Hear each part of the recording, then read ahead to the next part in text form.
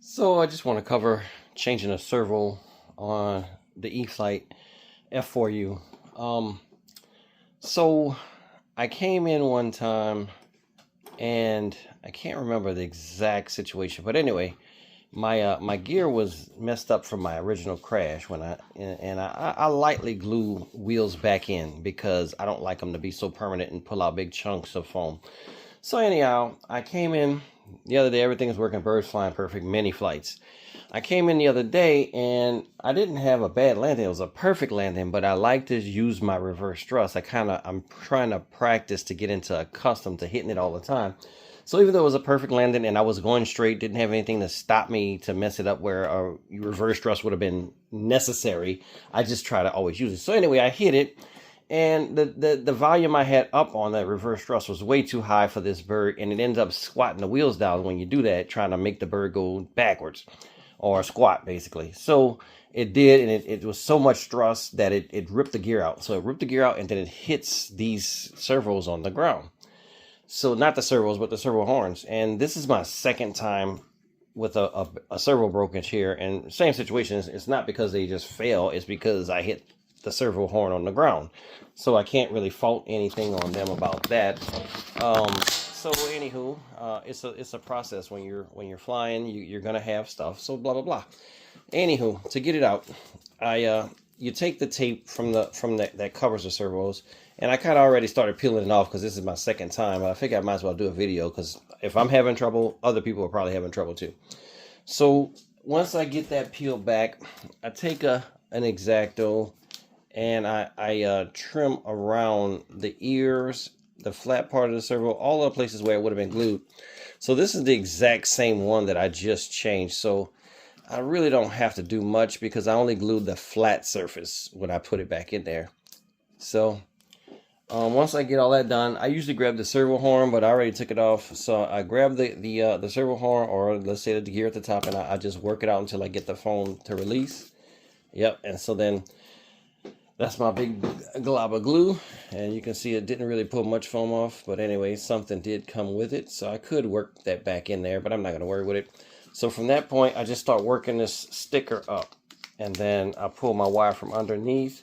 It gets a little tricky when you get by the servo for the flaps, but it's tucked down in past the ear of the servo.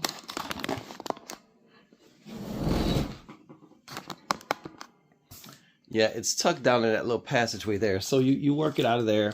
You get it past the gear. And let's see if I can adjust. Yep.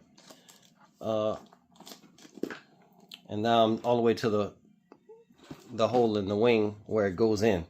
Now, last time I took the whole wing off. I'm going to try to be hard-headed this time and not take the wing off and see if I can't get it to just pass through the hole. So I'm going to take my trusty foam block, which looks terrible, I might add. Move it out the way, see if I can flip this up like such.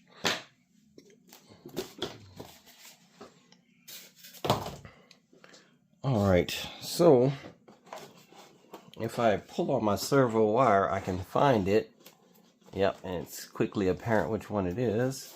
It's this one. So I'm going to disconnect that from the... And I love these little clips here. So you can buy the red ones, and sometimes they're blue or maybe other colors, and you can put that over a joint and it kind of snaps on over top of the whole thing and keeps you from being able to take it apart basically, or from it coming apart on its own basically, not from you taking it apart. Anywho, these here seem to be not much more weight than the standard connector, and they're not bulky. I mean, I just like this so much better. I wish everything came with these. I can't really show you because I gotta peel both of them back at the same time, so it's gonna end up yeah, so I just take 2 fingernails and then I start working the wire out. And you really want to, like, I can care less about the wire on this servo, but obviously you would other times when you're trying to do some stuff. So in this case, I'm trying to not take it apart, so I'm gonna just take and cut this. Oh, let me scroll out a little bit because I'm gonna just take and cut this this servo is completely busted. Maybe some people can rehab them. I don't know. I don't. And I should have never went back with the standard servo anyway. And then I tie the wire to the new plug, and then I just feed it in with this, just pull it through the hole. That should work fine. So this is the same part number that came out. I'm gonna just use this, and I know you're probably thinking like I am, why would you use that when it already failed on you twice, the factory one plus this one that I just took out. So why would I install a third? I'm installing a third because I got it. I ended up buying two. When I got this, I was like, in case the other side goes out, I'll have one. So now I know I'll never use these again. So at the end of the day, I'm gonna just fly this one. And at some point, if it's a crash bird, so it's not like it's a beauty queen or something. If I decide to change it later, then I could always do it, you know, but I don't feel like changing the other side. So if I wanted to the Metal Gears that I bought, because I ended up buying these, the 370s, is digital Metal Gear servo. That's cool. And I also already had, but I only had a left and a right, so I didn't know if that was going to be a problem on the other side. And these are 332, so this is the R. This is a perfect example. So I had a set, and if you notice, the lead is so short on these, so I'm gonna have to use an extension. Another reason why I don't want to use them is because I'm gonna have to use an extension. So I'm gonna do a little research to find out what servo exactly goes in the hole and exactly matches the cord of this length. Is 450 millimeters. So anyhow, let's get on to what I'm doing. Get a piece of tape. I'm gonna take the wire from the bottom where I want to pull from, and there's all kinds of neat tricks you could do to make this work. So I'm gonna thread this through the wires, and then I'm gonna fold this up, and now I'm just gonna tape around it so that would make it a nice smooth edge to pull through the hole, and I should have no issues getting it up. I'm not so concerned with this bottom part. I'm only concerned with the top, because that's where it's going to run into some resistance, and it might get hung up. And it's a really small hole, so I expected it to be hard. Yep, and there you go. It was a little resistance, but I pulled it right through ultimately. So if you're lazy, don't feel like taking your bird apart, you can do what I just did and feed it through. All right, so from here, I'm going to go ahead and connect it up. If I can find the plug from behind the camera. And of course, match up your browns and yellows and insert. Make sure your locking tabs lock, which mine are not, because I have the plug in backwards. And you'll find that it goes in easier when it's the right way.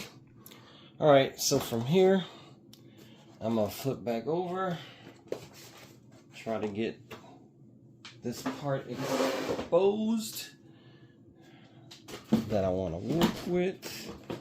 All right, my little foam block works good for this kind of stuff. So now I can pull all the slack back this way, and I can take this servo horn off because it's not needed.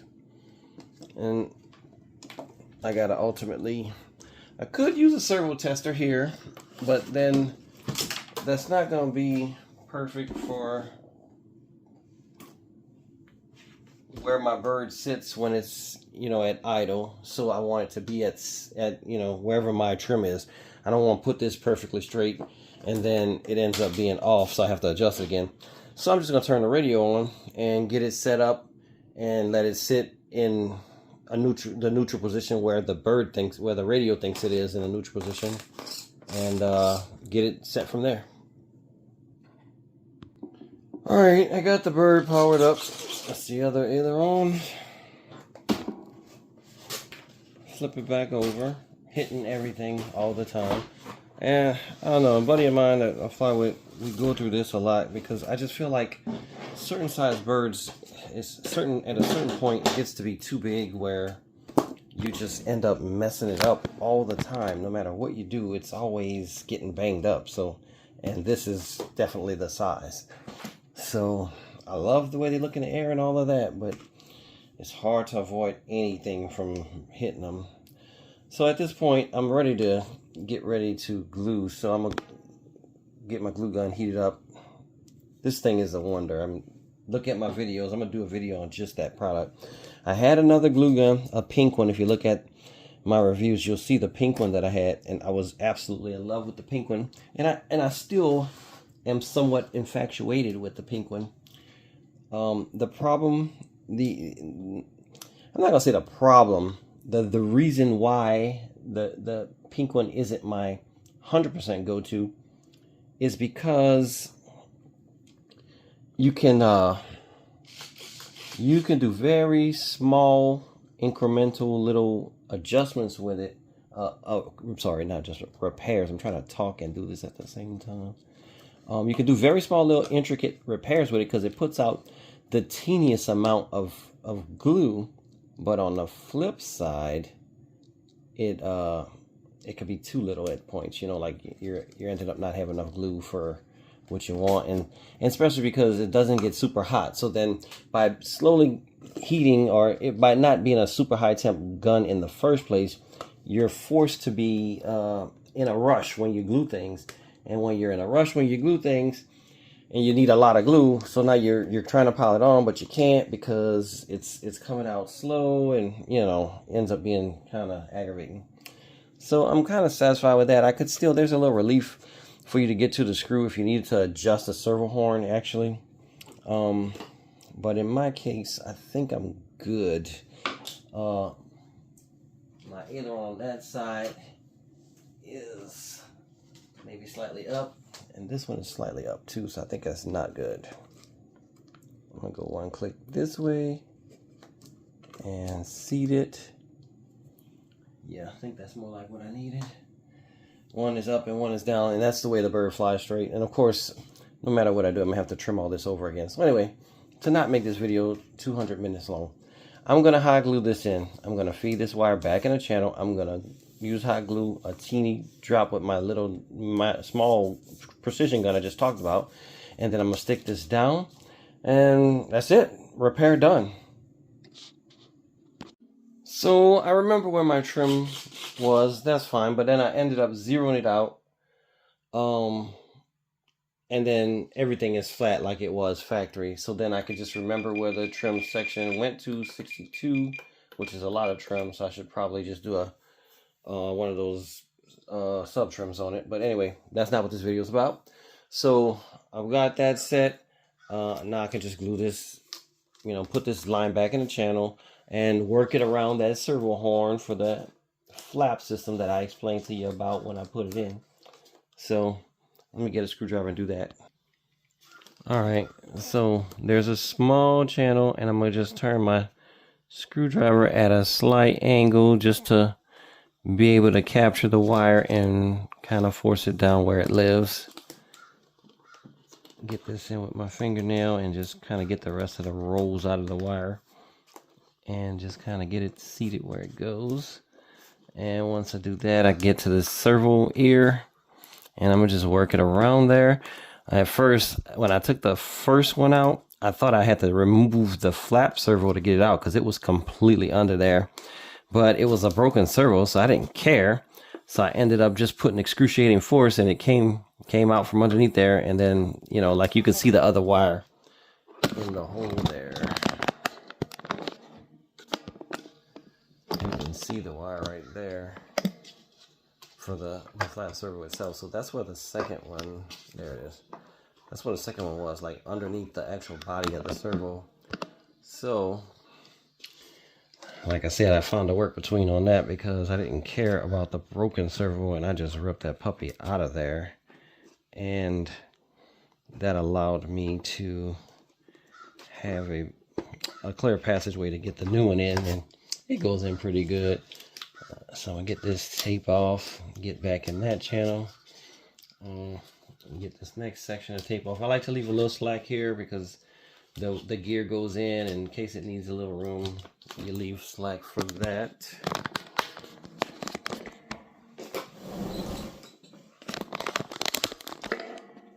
Yep, so I leave a little slack right here in this section, or really I could get the wire all the way worked in and then come back and leave the slack. That way I can just push down on it. I'll show that.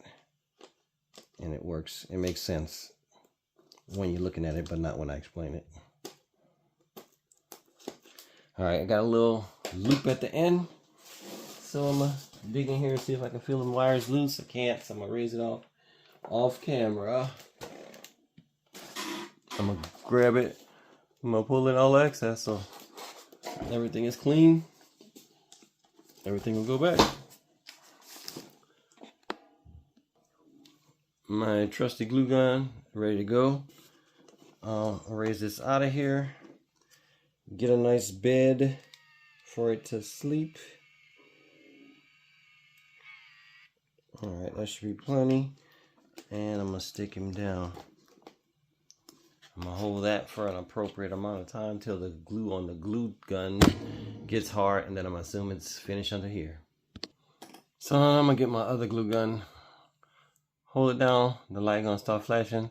In 6 seconds, it's ready to go. I love this thing. The other one, it's pretty quick. It takes about 30 seconds to get ready, but you can't beat 6 seconds. So now I'm going to hold this tape down, see where I need to go, right where and I'm going to just start dabbing it. I can hit the button and it makes the motor run, and every so often I will. But if I just dab it, a little bit of glue is seeping out the tip, and that allows me to do my glue joint with no problem. So I'm gonna get that placed, and I'm just hold it down. It is burning my finger, but like I said, these aren't super high temp, so it's not like the burn where it burns your life away with the big guns. And definitely significant enough to hold this, because I've been doing it already quite a bit. So I'm gonna fold the rest of this back, and I'm gonna just do that same little dabbing motion that I showed you. And it runs out when you go a little too far. So I might just give the little motor a bump here and there just to keep it where it's, and I turned it off because I was tapping it so much that I ended turning it off. But actually that was enough. So double clicking it turns it off. So yeah, when you're tapping it to try to get some and you tap too quickly, you end up with an off machine that you're trying to get glue from. So I'm gonna just do that, and I don't know how well that's coming across, but it is very well stuffed down where it goes and holding well already. So I'm gonna just do the rest. You know, you don't need to see all that. So that's the whole joint. It doesn't look much different than what it looks like. I never touched this one. That's the E-Flite joint. So, you know, it's a bit roughed up, but then this is the second servo, so you'd expect it to be somewhat. But like, this is something you could do at the field, you know, like I carry my glue gun out all the time. People borrow it all day long. It's a great little glue gun. So, you could do this at the field if you needed to, but it is definitely ready to fly. Can't get both of them in the frame. There we go.